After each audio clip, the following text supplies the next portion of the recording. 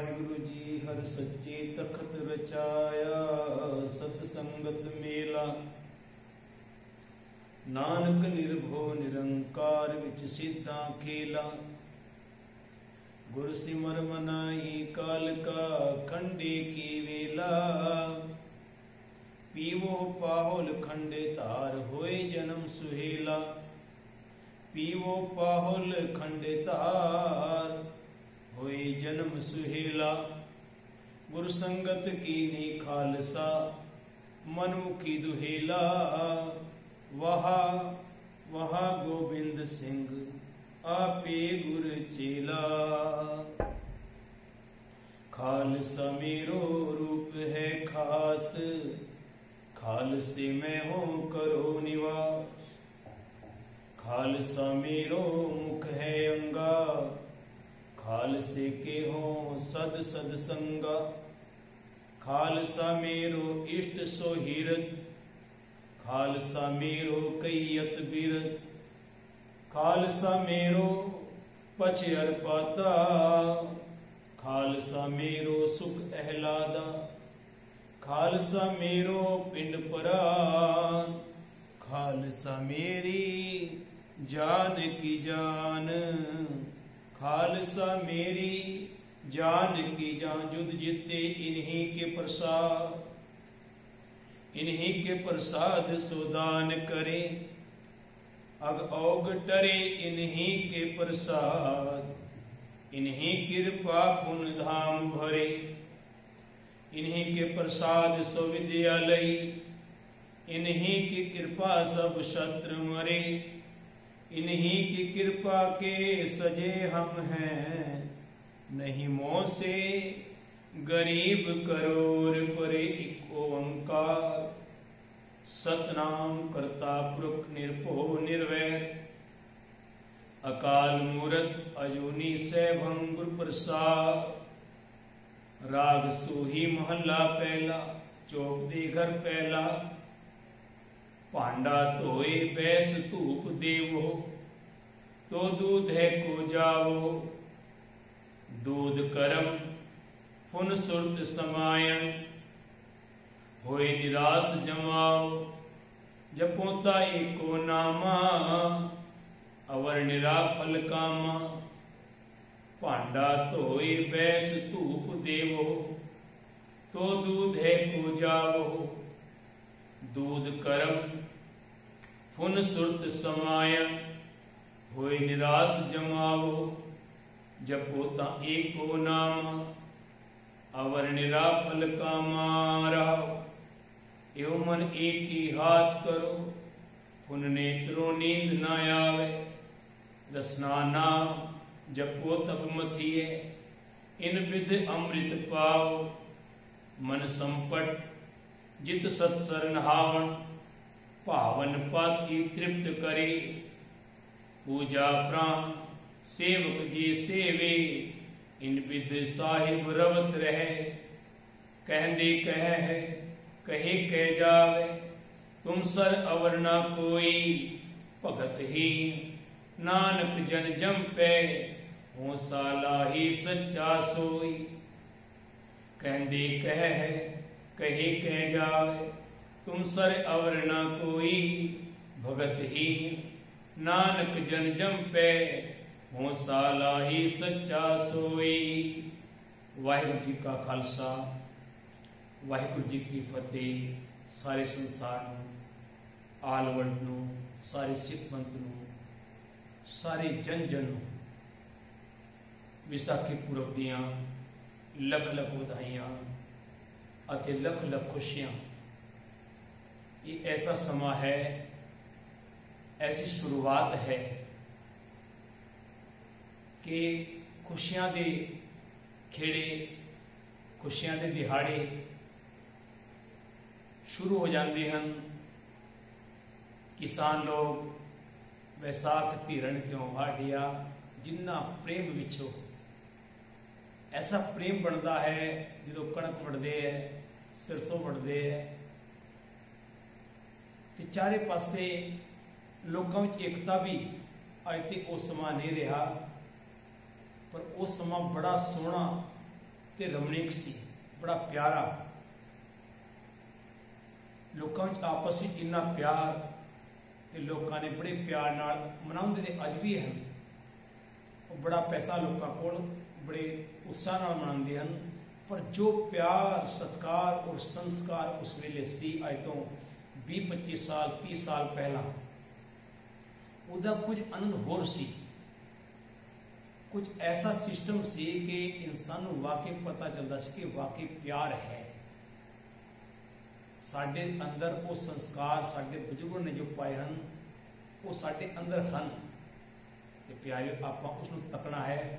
ਤੇ ਅੱਜ ਦੇ ਹੁਕਮ ਵਿੱਚ ਗੁਰੂ ਨਾਨਕ ਸਾਹਿਬ ਜਗਤ ਗੁਰੂ, ਜਗਤ ਪੀਰ, ਜਗਤ ਬਾਬਾ ਜੀ, ਜੋ ਕਿ ਗੁਰੂ ਨਾਨਕ ਸਾਹਿਬ ਦਾ ਜਨਮ ਵੀ ਅਸਲੀ ਜਨਮ ਵਿਸਾਖੀ ਤੇ ਹੀ ਹੋਇਆ ਹੈ, ਪਰ ਉਹ ਕੁਝ ਗਲਤੀਆਂ ਕਾਰਨ, ਕੁਝ ਸਿਸਟਮ ਕਾਰਨ, ਰੱਬ ਜਾਣੇ, ਆਪਾਂ ਕਿਸੇ ਨੂੰ ਦੋਸ਼ ਨਹੀਂ ਦੇ ਸਕਦੇ। ਇਹ ਸਾਨੂੰ ਖੁਦ ਨੂੰ ਵੀ ਸੋਚਣਾ ਪਵੇਗਾ। ਗੁਰੂ ਨਾਨਕ ਸਾਹਿਬ ਦਾ ਜਨਮ ਵੀ ਵਿਸਾਖੀ ਵਾਲੇ ਦਿਨ ਹੀ ਹੋਇਆ ਸੀ, 1469 ਵਿੱਚ। ਤੇ ਸਿੱਖ ਇਤਿਹਾਸ ਜਿਹੜੇ ਮਹਾਨ ਵਿਦਵਾਨ ਹਨ ਉਹ ਇਸ ਗੱਲ ਤੇ ਜ਼ਰੂਰ ਵਿਚਾਰ ਰੱਖਣ, ਇਸ ਗੱਲ ਨੂੰ ਜ਼ਰੂਰ, ਕਿਉਂਕਿ ਜਦੋਂ ਜਨਮ ਦਿਨ ਤੇ ਹਰ ਕੋਈ ਚੰਗਾ ਹੈ, ਐਸੇ ਗੱਲ ਨਹੀਂ ਬਈ ਆਪਾਂ ਨਵੰਬਰ ਵਿੱਚ ਮਨਾਉਂਦੇ ਆ, ਜਦੋਂ ਮਰਜ਼ੀ ਮਨਾਈਏ ਗੁਰੂ ਦੇ ਦਿਹਾੜੇ, ਪਰ ਹਕੀਕਤ ਵਿੱਚ ਅੱਜ ਦਾ ਦਿਨ ਹੈ ਉਹ ਜਦੋਂ ਗੁਰੂ ਨਾਨਕ, ਸਤਿਗੁਰੂ ਨਾਨਕ ਪ੍ਰਗਟਿਆ, ਮਿੱਟੀ ਧੁੰਦ ਜਗ ਚਾਨਣ ਹੋਵਾ।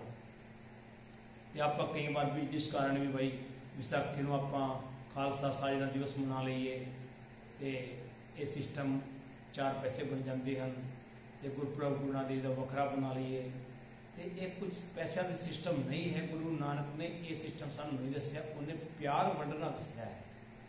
ਏਕਤਾ, ਅਖੰਡਤਾ, ਮਾਨਵਤਾ, ਸਾਂਝੀਵਾਲਤਾ, ਇਹ ਗੁਰੂ ਨਾਨਕ ਦੇ ਉਪਦੇਸ਼ ਹਨ। ਤੇ ਆਪਾਂ ਨੂੰ ਗੁਰੂ ਨਾਨਕ ਸਮਝਾ ਰਹੇ, ਇੱਕ ਓੰਕਾਰ ਸਤਿਨਾਮ ਕਰਤਾ ਪੁਰਖ, ਨਿਰਭਉ ਨਿਰਵੈਰ, ਅਕਾਲ ਮੂਰਤ, ਅਜੂਨੀ ਸੈਭੰ, ਗੁਰ ਪ੍ਰਸਾਦ।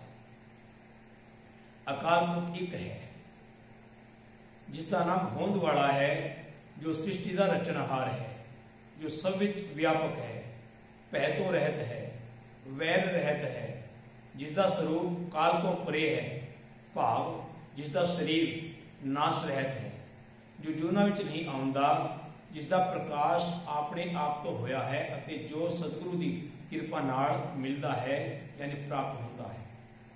ਰਾਗ ਸੂਈ ਮਹੱਲਾ ਪਹਿਲਾ, ਚੌਕ ਦੇ ਘਰ ਪਹਿਲਾ। ਚੌਕ ਦੇ 4 ਪਦਾਂ ਵਾਲੇ 4 ਬੰਦਾਂ ਵਾਲੇ ਸ਼ਬਦ ਵਾਹ ਰਾਗ ਸੂਈ ਘਰ ਪਹਿਲਾ ਵਿੱਚ ਗੁਰੂ ਨਾਨਕ ਦੇਵ ਜੀ ਦੀ 4 ਬੰਦਾਂ ਵਾਲੀ ਬਾਣੀ। ਭਾਂਡਾ ਧੋਏ ਬੈਸ ਧੂਪ ਦਿਓ, ਤੋ ਦੂਧੇ ਕੋ ਜਾਓ। ਮੱਖਣ ਹਾਸਲ ਕਰਨ ਲਈ ਹੈ ਭਾਈ, ਤੁਸੀਂ ਪਹਿਲਾਂ ਭਾਂਡਾ ਧੋ ਕੇ ਬੈਠ ਕੇ ਉਸ ਭਾਂਡੇ ਨੂੰ ਧੂਪ ਦੇ ਕੇ ਤਦੋਂ ਦੁੱਧ ਲੈਣ ਜਾਂਦੇ ਹੋ। ਚੰਗੀ ਤਰ੍ਹਾਂ ਸਾਫ਼ ਕਰਕੇ ਚੰਗੀ ਤਰ੍ਹਾਂ ਮਾਂਜ ਕੇ ਉਹਨੂੰ, ਅੱਜ ਤੇ ਸਰਬ ਨਾਲ ਲੋਕੀ ਮਾਂਜਦੇ ਹਨ, ਪਹਿਲਾਂ ਲੋਕੀ ਰਾਖ ਨਾਲ ਯਾਨੀ ਸਵਾਹ ਨਾਲ ਮਾਂਜਦੇ ਸਨ। ਤੇ ਬੜੇ ਪਿਆਰ ਨਾਲ ਭਾਂਡੇ ਨੂੰ ਚਿਲਕਾਉਣਾ, ਚਮਕਾਉਣਾ ਤੇ ਤਾਂ ਦੁੱਧ ਲੈਣ ਜਾਣਾ। ਫਿਰ ਜਾਗ ਲਾ ਕੇ ਉਸ ਨੂੰ ਜਮਾਉਂਦੇ ਹੋ, ਫਿਰ ਬੜਾ ਧਿਆਨ ਰੱਖਦੇ ਹੋ, ਹਰ ਗੱਲ ਦਾ ਧਿਆਨ ਰੱਖਦੇ ਹੋ। ਇਸੇ ਤਰ੍ਹਾਂ ਜੇ ਨਾਮ ਅੰਮ੍ਰਿਤ ਪ੍ਰਾਪਤ ਕਰਨਾ ਹੈ ਤਾਂ ਹਿਰਦੇ ਨੂੰ ਪਵਿੱਤਰ ਕਰਕੇ ਮਨ ਨੂੰ ਰੋਕੋ। ਇਹ ਇਸ ਹਿਰਦਾ ਭਾਂਡੇ ਨੂੰ ਧੂਪ ਦਿਓ, ਤਦੋਂ ਦੁੱਧ ਲੈਣ ਜਾਓ। ਤੇ ਅੱਜ ਗੱਲ ਅੰਮ੍ਰਿਤ ਦੀ ਆ ਗਈ, ਕਿਉਂਕਿ ਅੰਮ੍ਰਿਤ ਹੀ ਇੱਕ ਐਸੀ ਬੂंद है, ऐसा शब्द है, ऐसी ताकत है, ऐसी शक्ति है जो सानू हर वेले एक जागृति सिखाउंदी है। और जो गुरु ने सानू अज दे दिन विसाखी वाले पुरब ते आनंदपुर साहिब विच शुरुआत गुरु नानक ने की। जन्म गुरु नानक देव तो होया, लेकिन इनू इकट्ठे का रूप, ताकत का रूप, एकता का स्वरूप, सांझीवालता का स्वरूप दे के गुरु गोबिंद सिंह जी ने विसाखी वाले दिन 13 अप्रैल को आनंदपुर साहिब के साजना दिवस करके ते सिख की शुरुआत गुरु नानक ने की।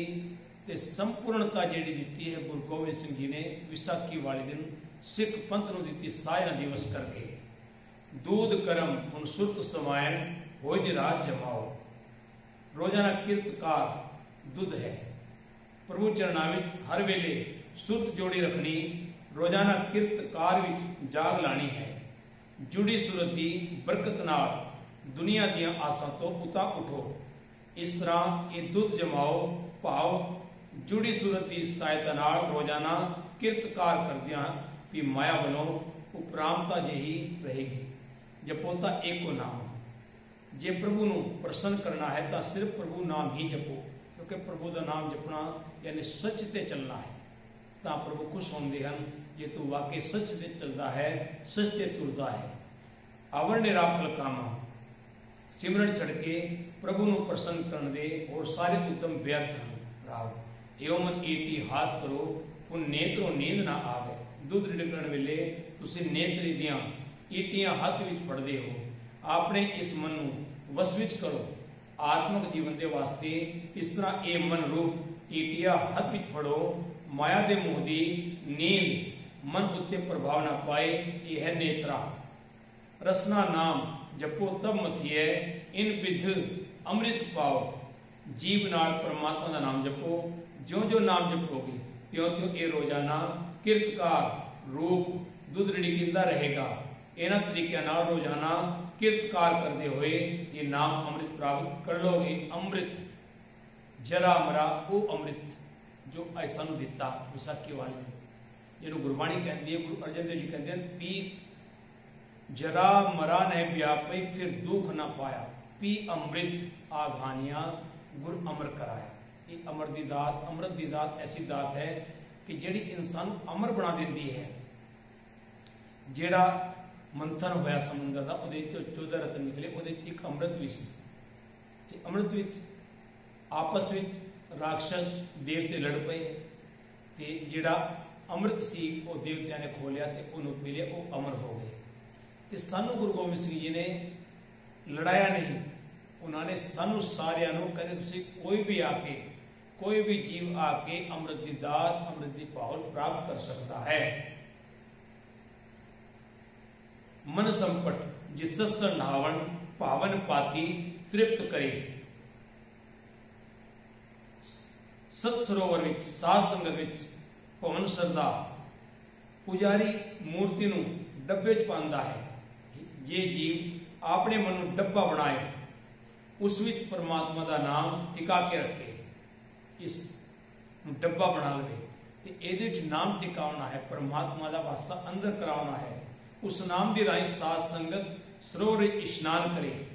ਮਨ ਵਿੱਚ ਟਿਕੇ ਹੋਏ ਪ੍ਰਭੂ ਠਾਕੁਰ ਨੂੰ ਸ਼ਰਧਾ ਦੇ ਪੱਤਰਾਂ ਨਾਲ ਪ੍ਰਸੰਨ ਕਰੇ। ਪੂਜਾ ਪ੍ਰਾਣ ਸੇਵਕ ਜੇ ਸੇਵੇ ਇਨ ਵਿਦ ਸਾਹਿਬ ਰਵਤ ਰਹੇ। ਜੇ ਜੀਵ ਸੇਵਕ ਬਣ ਕੇ ਆਪਾ ਭਾਵ ਛੱਡ ਕੇ ਅੰਦਰ ਵਸਦੇ ਠਾਕੁਰ ਪ੍ਰਭੂ ਦੀ ਸੇਵਾ ਸਿਮਰਨ ਕਰੇ ਤਾਂ ਇਹਨਾਂ ਤਰੀਕਿਆਂ ਨਾਲ ਉਹ ਜੀਵ ਮਾਲਕ ਪ੍ਰਭੂ ਨੂੰ ਸਦਾ ਮਿਲਿਆ ਰਹਿੰਦਾ ਹੈ। ਕਹਿੰਦੇ ਕਹੇ ਕਹਿ ਜਾਵੇ ਤੁਮ ਸਰ ਅਵਰ ਨਾ ਕੋਈ। ਸਿਮਰਨ ਤੋਂ ਬਿਨਾ ਪ੍ਰਭੂ ਨੂੰ ਪ੍ਰਸੰਨ ਕਰਨ ਦੇ ਹੋਰ ਉਦਮ ਦੱਸਣ ਵਾਲੇ ਬੰਦੇ ਜੋ ਵੀ ਹੋਰ ਉਦਮ ਦੱਸਦੇ ਹਨ, ਉਹ ਦੱਸ ਕੇ ਆਪਣਾ ਜੀਵਨ ਸਮਾ ਵਿਅਰਥ ਕਰ ਗਵਾ ਜਾਂਦੇ ਹਨ। ਕਿਉਂਕਿ ਇਹ ਪ੍ਰਭੂ तेरे सिमरन वर्गा और कोई उद्यम नहीं है, ऐसी शक्ति और कोई नहीं है। भगत ही नानक जन जंपै हो सालाही सच्चा सोई। भावे नानक तेरा दास भगती तो सखना ही है, फिर भी यही बेनती करता है कि मैं सदा कायम रहने वाले प्रभु की सदा सिद्ध सलाह करता रहा। क्योंकि गुरु नानक पातशाह ने सानू रोजाना जी बण दी वो रोजाना पढ़ते हैं, जिसनों बख्शे सिफ्त सलाह नानक पातशाही पातशाह। फिर सारिਆਂ ਨੂੰ विसाखी पुरब ਦੀਆਂ साजना दिवस खालसा पंथ ਦੀ ਸਾਰੇ ਸੰਸਾਰ ਨੂੰ ਲੱਖ ਲੱਖ ਵਧਾਈਆਂ ਅਤੇ ਲੱਖ ਲੱਖ ਖੁਸ਼ੀਆਂ ਪਿਆਰਿਓ। एकता ਦਾ स्वरूप गुरु ग्रंथ साहिब, ਸਾਂਝੀਵਾਲਤਾ ਦਾ ਉਪਦੇਸ਼, ਸਾਂਝੀਵਾਲਤਾ ਦਾ ਮੈਸੇਜ। ਗੁਰੂ ਗ੍ਰੰਥ ਸਾਹਿਬ ਸਾਨੂੰ ਇਹ ਸਮਝਾਉਂਦੇ ਹਨ ਕਿ ਆਪਾਂ ਇੱਕ ਹਾਂ ਔਰ ਇੱਕ ਬਣ ਕੇ ਰਹੀਏ। ਇੱਕ ਦਾ ਮਤਲਬ ਹੈ ਆਪਾਂ ਇੱਕ हाँ, क्योंकि ਆਪਾਂ ਇੱਕ ਦੇ ਪੁੱਤਰ ਹਾਂ, ਇੱਕ ਦੇ ਪੁੱਤਰੀਆਂ ਹਾਂ। ਉਹ ਇੱਕ ਹੈ। ਆਪਾਂ ਭਰਮਣਾ ਨਹੀਂ, ਭਟਕਣਾ ਨਹੀਂ, डायरेक्ट ਉਹਦੀ पूजा करनी है, परमात्मा के नाम नाल जुड़ना है, उस शक्ति नाल जुड़ना है, तो जो इस पूरे संसार को अपने आप चला रही है।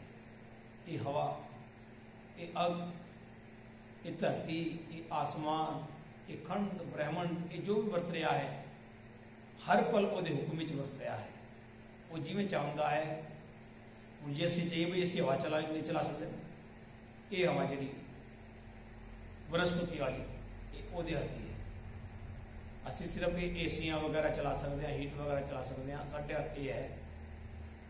पर वो हाथ है जो असली हीट है, असली एसी है। गगन में थाल रवचंद दीपक बने तार का मंडल जनक मोती। ओदी पूजा करने की भी लोड़ नहीं, हृदय शुद्ध रखना है। ओदी पूजा तो हमेशा हो रही है। गगन में थाल, ये जड़ा गगन है, आसमान है, ये थाल है। चंद दीपक बने, चंद सूरज ओदे दीवे हैं जिहड़े हमेशा जग रहे हैं। तार का मंडल, ये पूरा मंडल। जनक मोती, ये मोतिया नाल थाल भरिया होया है। धूप मल आन लो पवन चवरो करे, ये पवन हवा ये चवर कर रही है उस परमात्मा के उत्ते। कैसी वाणी गुरु नानक ने रची। एक एक आप थालियां लेके सोचते हैं भाई इस ठाकुर को खुश कर लवांगे। ओदी इन्नी वड्डी थाली जिहदे विच गगन ये सारा खंड ब्रह्मंड दिव्य नाल जग रहा है, रोशनी हो रही है, सब में जोत जोत है सोए, तिसके चानन सब में चानन हो। कैसी आरती हो तो खड़ना तेरी आरती, असि तेरी किहड़ी आरती कर सकते हैं। प्यारियों आओ अमृत की दात प्राप्त करिए।